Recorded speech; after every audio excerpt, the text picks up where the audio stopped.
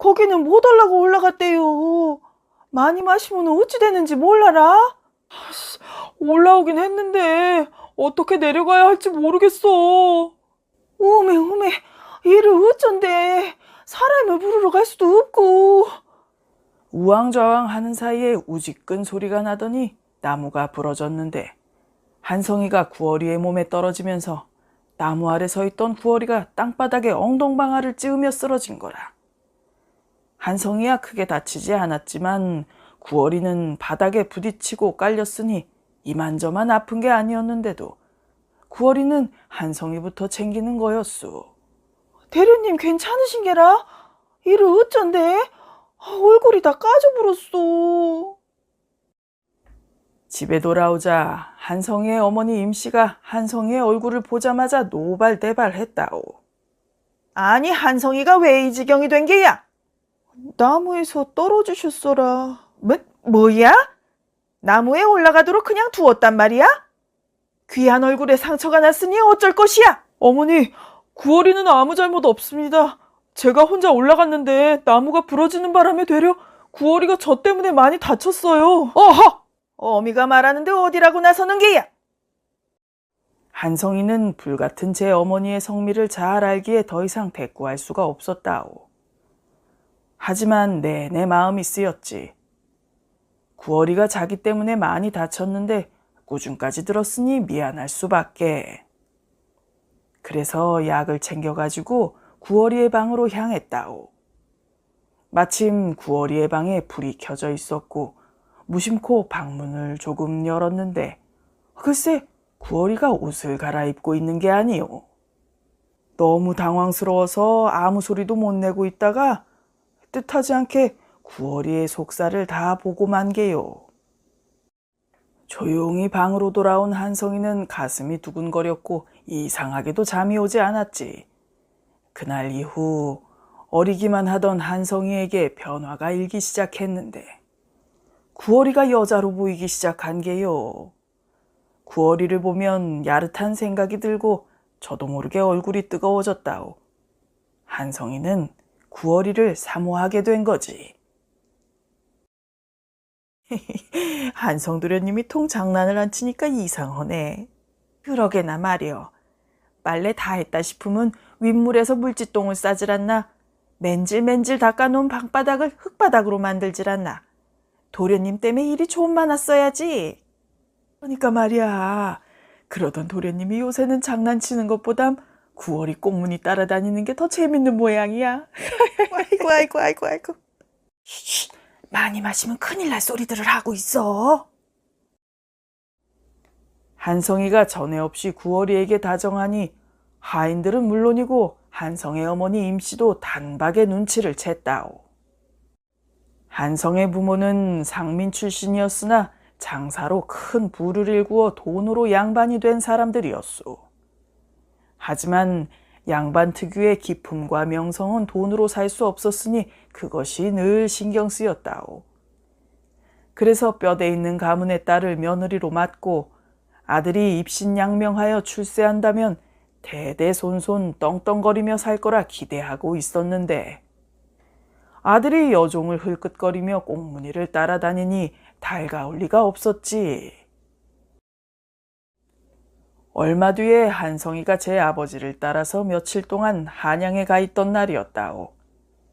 대부분의 하인들도 따라간 터라 집에는 임씨와 구어리 그리고 하인 몇 명만 있을 뿐이었다오.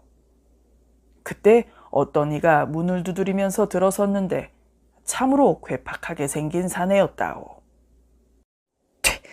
쟤까지 게 언제부터 양반이었다고 사람을 오라가라야. 마님, 장포수 왔어라. 산에 사는 장포수라는 사냥꾼인데 임씨가 그를 부른 거라오. 장포수는 노름을 좋아하고 성격이 지랄맞은 위인이라 그런지 여지껏 노총각이었는데 임씨가 그를 불러서 대뜸 중신을 서겠다고 하지 뭐겠소. 아까 문 열어주던 아이를 보았는가? 그 아이와 자네를 맺어주려 하네만. 아이가 깍듯하여 지아비에게 잘할 것이고 손끝이 야무지고 바지런하여 살림도 잘할 것이네. 그러자 험상궂던 장포수의 얼굴에 화색이 돌았고 임씨가 구월이를 방으로 불렀다오. 예? 마님, 갑자기 그게 무슨... 너에게는 다시 없을 기회니라. 네가 자식을 낳는다 한들 어미가 종년인데 네 자식이라고 팔자가 다르겠느냐. 불쌍한 네 어미도 평생을 종살이하다 죽지 않았느냐. 남의 밑에서 이러고 사는 것보다야 산골 살림이나마 따로 살림 꾸리고 사는 것이 큰 복이 아니냐. 그건 그렇지만서도... 장포수에 안하게 된다면 내 너를 면천시켜줄 것이야. 예? 그거 참말이어라? 허나 이 집에 나타나서는 아니 된다. 한성이 앞에 나타나서는 더더욱 아니 되느니라. 알겠느냐? 임씨가 한성이가 없을 때를 맞춰 급히 구월이를 시집 보낸 것은 한 집에 데리고 있다간 두고두고 골치 아픈 일이 생길 것만 같았기 때문이었지. 한성이가 구월이를 정실부인 삼겠다고 고집 부릴지도 모를 일이고 작첩을 한다고 해도 문제였으니 말이오. 그래서 아예 멀리 시집 보내버리기로 작정을 했고 때마침 생각해낸 위인이 장포수였던 거요. 며칠 뒤에 한성이가 집에 돌아왔는데 구월이를 볼 생각에 한성이가 얼마나 설레었는지 선물로 주려고 사온 거울을 품에 안고 구월이를 찾았다오. 구월아! 구월아! 어머니, 구월이가 어디에도 보이지 않습니다. 혹 심부름을 보내셨는지요? 집에 당도하자마자 종년부터 찾는 게야? 구월이는 짝을 지어 시집 보냈다. 예? 갑자기 시집이라뇨? 그게 무슨 말씀이세요, 어머니? 이럴 수는 없습니다. 누구를 따라갔습니까? 다시 데려오겠습니다. 어허, 어찌 경거망동이야. 이미 남의 처가 된 몸이니 더 이상 마음에 두지 말거라.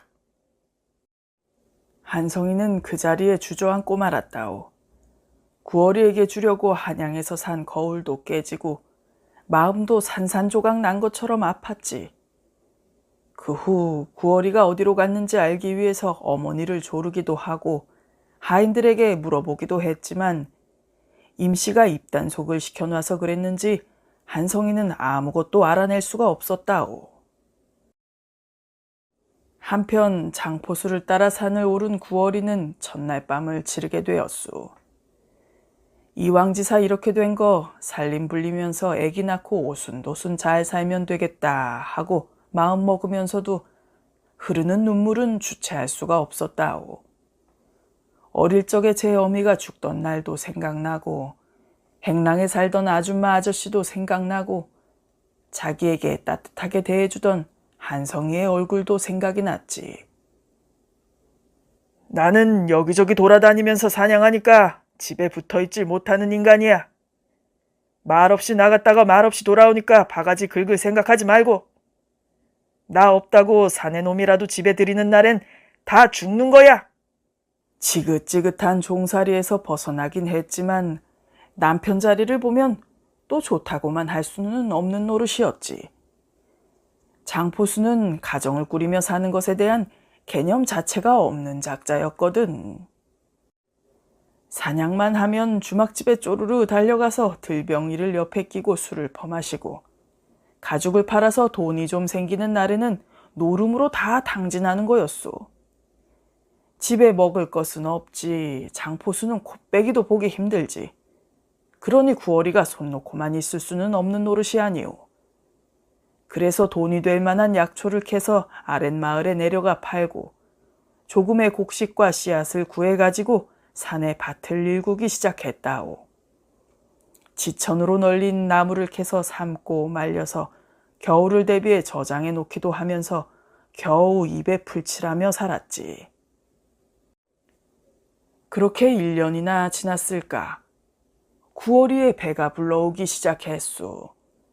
장포수는 집에 없는 날이 더 많은데 혼자 아기를 낳다가 죽는 건 아닐까 생각하니 걱정이 태산 같았지. 그래서 구월이는 어릴 적 행랑채에서 아주머니들이 해산할 때 심부름하며 곁눈으로 보아온 것을 생각해냈소. 아기 기저귀며 싸게 저고리를 만들어서 삶아놓고 필요한 도구들을 준비해놓고는 이불 호청을 뜯어서 천정과 기둥에 단단히 묶어 길게 늘어뜨려 놓았다오. 그리고 며칠이 지나 이슬이 비치더니 배가 아파오면서 진통이 시작된 거라. 진통이라는 게 내내 아프기만 한 것이 아니라 시간 간격을 두고 찾아오니 아플 때는 꼼짝 못하고 웅크리고 있다가 아픔이 좀 약해지는 때에는 물을 끓여서 방에 가져다 놨다오. 그러다가 점점 자주 아파오기 시작하더니 종당에는 저도 모르게 악소리가 나오는 거라. 까무러칠 것 같은 고비를 몇 번씩 겪다가 가까스로 정신줄을 부여잡은 끝에 드디어 아기를 낳았다오.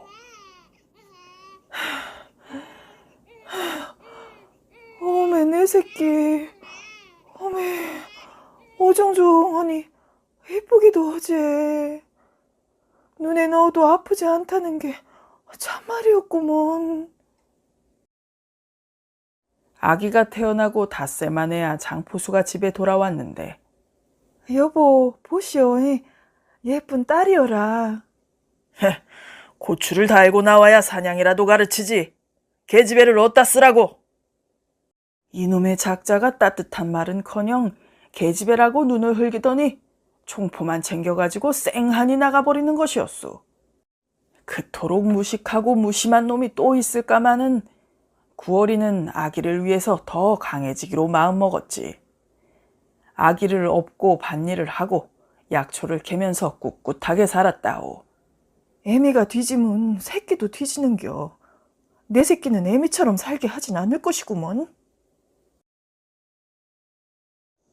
아기가 돌이 지날 무렵 유난히 더운 어느 날이었소.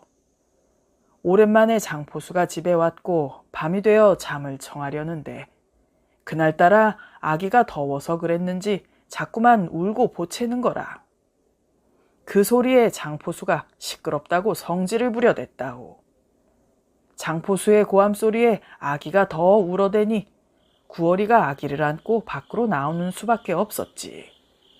금자동아 금자동아 하늘 아래 으뜸 동아 너를 주면 은을 사고 너를 주면 금을 사랴. 아기를 재우긴 했지만 집에 들어가지 못하고 근처를 서성이고 있었다오. 그때 어디선가 부스럭거리는 소리가 나더니만 바위 뒤에서 시커먼 그림자가 나타났는데, 어메! 구월아, 나다, 한성이. 어메, 대리님이 이어까지 어쩐 일로 오셨대요? 행랑아범을 졸라서 겨우 알아냈다. 네가 잘 지내는지 궁금해서. 지혜야, 신랑한테 이쁨 받으면서 잘 살지라. 장포수란 놈이 어떤 놈인지 소문 들었다. 그리고 집 밖에서 그놈이 소리 지르는 거 다 들었어. 야? 이렇게 힘들게 사는데 왜 돌아오지 않았니? 지금이라도 나와 함께 집으로 돌아가자꾸나. 너를 데려가서 함께 살겠다고 말할 것이다. 어메, 우리 도련님은 어쨌을까? 아직도 애기티를 못 벗었어. 지 자식하고 서방을 두고 외간 남자를 따라간다고라. 그런 법은 없어라. 그러고 도련님 제 말 잘 들으소. 지가 아기를 낳고 길러보니까 주인마님 마음을 알겠어라. 자식한테 좋은 것만 해주고 잡은 마음 말이오. 상민이 양반되기가 어디 쉬운 일입디요? 자식만은 괄시 안 받고 양반 대우 받으면서 살게 해줄라 하는디 천한 종년 땜시 대련님 장래에 해가 되지나 않을까 걱정되지 않았겠어라? 나라도 내 새끼한테 해가 되는 거 멀리 떨어뜨려 놓고 잡을 것이오. 지가 요라고 살아도 너네 집 종살이보단 좋으니께 찔벅대지 말고 다시는 찾아오지 마시오잉? 그리고 나서 방으로 들어가 버렸다오. 한성이가 산을 오를 때만 해도 구월이를 데리고 집으로 가리라 다짐했던 것인데 구월이가 저리도 완강하니 어쩔 도리가 없었지. 한성이가 집으로 돌아가서 얼마 동안을 힘들어하면서 제 어머니를 원망하기도 했지만 자식을 생각하는 그 마음을 모르진 않았으니 얼마 후에 어머니의 뜻에 따라 양반집 가문의 여인과 혼례를 치르게 됐다오. 한편 구월이는 딸아이를 업고 매일 산을 오르내리며 약초를 캐느라 여념이 없었소.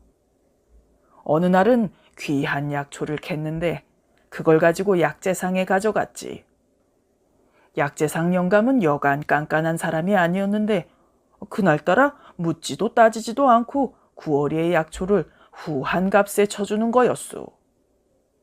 이후로도 그 약재상 영감은 구월이의 약초를 좋은 값에 매입해 주었다오. 그 덕에 구월이는 밥 굶을 걱정을 덜게 된 것은 물론이고 여윳돈도 조금씩 모을 수 있게 되었지. 몇 년 뒤 어느 날 장포수는 멧돼지에 바쳐 시름시름 앓다가 얼마 못 가 죽고 세월이 흘러 갓난이는 관연한 처녀가 되었다오. 그동안 약초를 팔아 모아둔 돈으로 딸아이 시집 보낼 미천까지 만들어 두었는데 마침 좋은 혼처가 들어왔지. 엄니, 나 시집 안 갈라요. 나 없으면 엄니 혼자 살아야 쓰는지. 그게 뭔 소리여. 너 시집 보내놓고 팔도 유람하는 게 평생의 소원인데 네가 시집을 안 가면 이 엄니 팔도 유람도 못하고 눈 감으란 거요? 오메 징해 불어. 엄니. 애미 걱정하지 말고 신랑이랑 깨볶으면서 다정하게 살아. 잉? 엄니. 오메 우리 똥강아지. 오메 우리 똥강아지.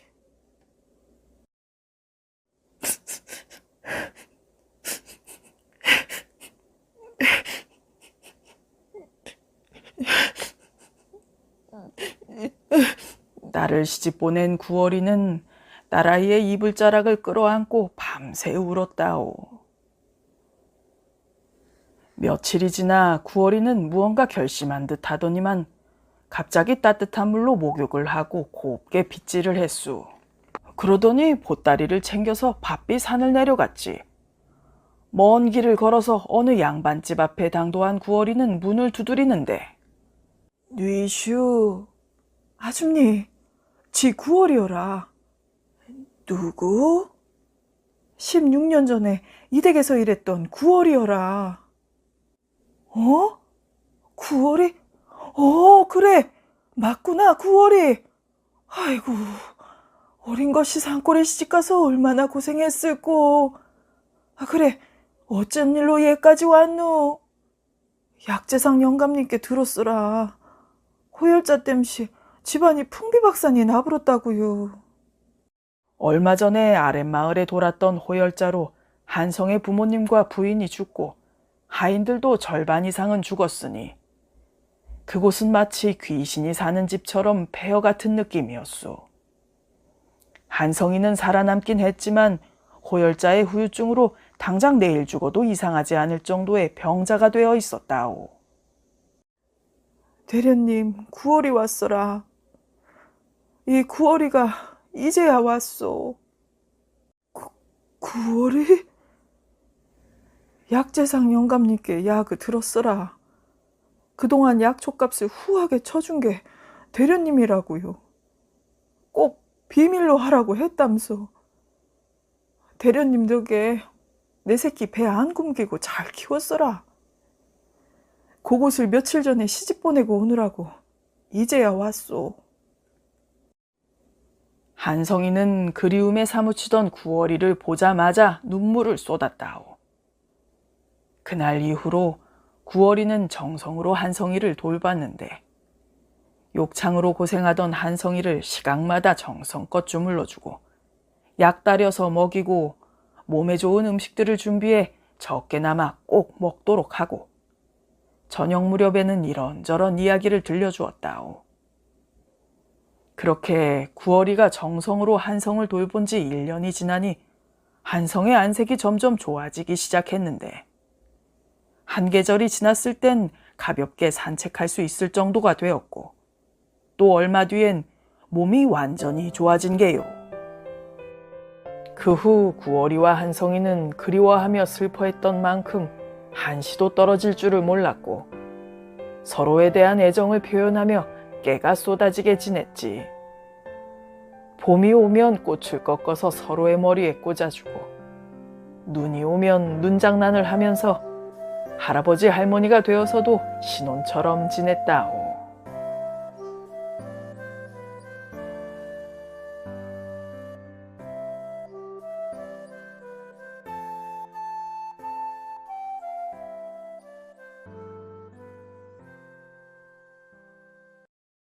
오늘 이야기는 여기까지요. 재밌게 들으셨으면 맨입으로 그냥 가지 마시고 좋아요 한 번씩 눌러주고 가시구랴. 뭐 덕담도 한마디씩 남겨놓고 가면 더 좋고. 그럼 다음에 또